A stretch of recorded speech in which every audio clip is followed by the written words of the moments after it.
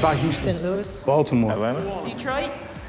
Guys, I'll be honest with you. I don't know of any place back home that's doing very well. I don't think I need to tell you that zombies are hot right now. In fact, they couldn't be hotter. With the success of AMC's show The Walking Dead, that series has really become the top-rated entertainment series on cable or networks this season. Well, now it's Brad Pitt's turn to battle the undead in World War Z, and this, of course, is one of the most awaited blockbuster hopeful movies of the summer, no question about it. It had a lot of problems getting to this point, though. Paramount was very out in front in the fact that the movie wasn't quite there when they thought it was finished, and they had to go do some very expensive reshoots, change the release date, do a lot of work on the film, add a lot of money to the budget before they deemed it was ready. Apparently, from what I've heard, they didn't have a third act. Essentially, they didn't have the ending of the movie when they started shooting. Now, they not only have an ending, they got a hell of a beginning, too.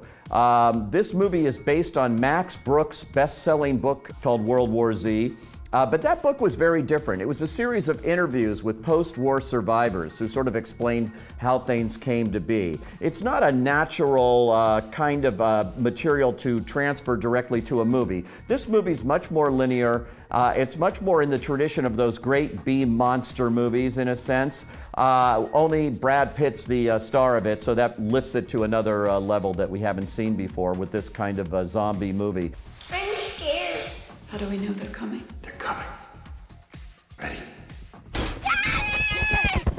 Basically, this movie is what I would call a series of set pieces. These big, big scenes, one leading to another. Let me tell you something, though. This movie wastes no time in getting going. I think you're 5 minutes into the movie when they're in this massive, massive traffic jam in Philadelphia, Brad Pitt and his family. And all of a sudden, these strange things start happening, and cars start going up in the air, and everybody starts dying, and it's a big, big mess. And basically, they get plucked out of the air, almost literally, not quite, and they wind up on this Navy ship, and they're told that the President of the United States has been killed, the Vice President is missing. It's this big plague that's enveloping the whole world. At any rate, Brad Pitt used to work for the United Nations as a troubleshooter, and they think that he, having battled all these kinds of terrorists, is the right guy to battle the zombies. Hey, listen, there's no more explanation than that as to why this guy could suddenly, like, save the world from zombies, but you gotta go with it. Can't help you. I can't leave my family.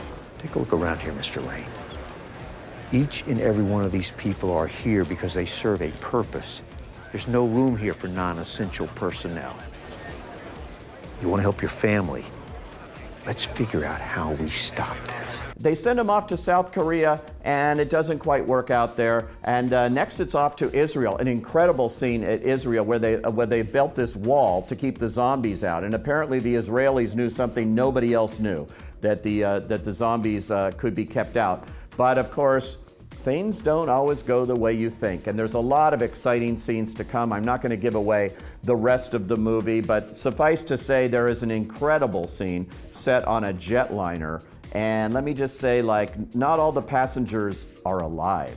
At any rate, it's a lot of fun. I had a good time with it. It's not nearly as pretentious as Man of Steel, last week's summer blockbuster. It doesn't take itself that seriously.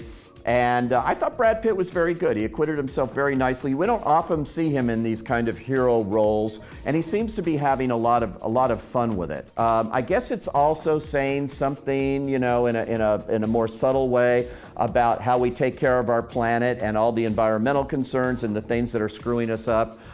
Like, there's still time, brother, is kind of the message I took away from this film. Anyway, if you're in the mood for mindless summer fun, then I would recommend World War Z. I'd say it's definitely a go.